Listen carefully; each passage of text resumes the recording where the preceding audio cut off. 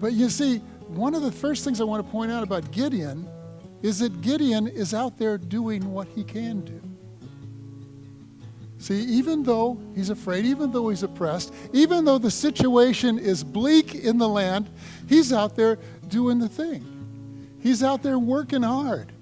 You know, sometimes people wait to hear on God. I'm just going to wait until this next stage in my life. I don't know what I'm going to do, so I'm just going to wait on God until I get direction.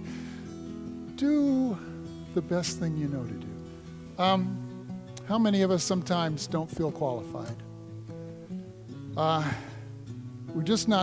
not there. We don't regularly hear from God. I really, sometimes I suspect people that hear from God a lot, like constantly, because I don't. I hear the inner voice of the Spirit, but there's sometimes when the Lord gives a definite word, and I can probably count those where God has given directive words to me, probably on one hand, even throughout the course of all this ministry.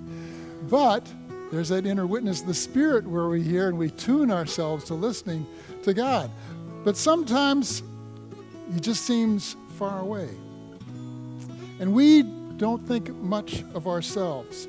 And, you know, we get hopeless, especially when we get stuck on our circumstances of today, or we look at even what's happened even maybe yesterday, the bad things. But if we concentrate on what's happening today that's bad to us, sometimes we lose hope. Because we cannot see the future. We don't know what's going to happen tomorrow, but we have a God who does. See, it is, just as it was for Gideon, it is a frightening thing to follow God today. Why? Or it can be. Because if you stand against the idols, the sacred cows of your culture, of your city, you will be hated. You will be unliked. And sometimes even people with the best intentions would think they're doing a favor by wanting to kill you. In many places of the world, that's exactly what is happening. It's the same today as it always has been. It's a dangerous thing to tear down a society's idols. This is it. How we long.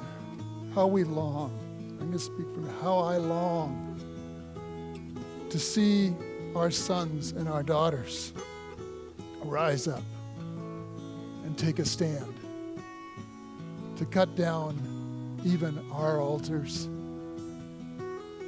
to burn them, to build an altar to God of the Word, and worship and sacrifice to the God of all gods.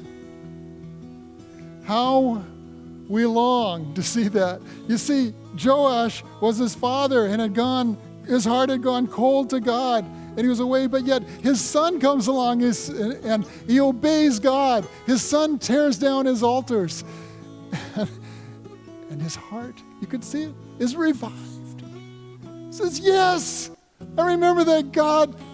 I am going to defend my son. I am not going to defend the Baal. I'm not going to defend the Asherah pole. I am going to defend my son. And it happens. This is the beauty of an intergenerational time of a worship or a fellowship, is that we need one another. We need the generations. We need, as the grandfathers, to see our sons and daughters raise up and take it forward and worship their God.